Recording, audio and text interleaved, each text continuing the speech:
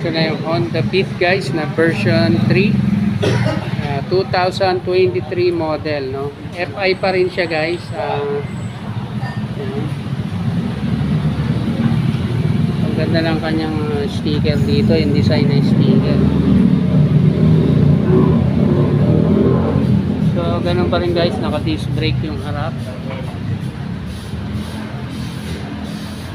Telescopic pa rin siya. Tapos ang maganda sa kanya guys, ayan, naka-combi brake na siya guys. So, ito nga 2023.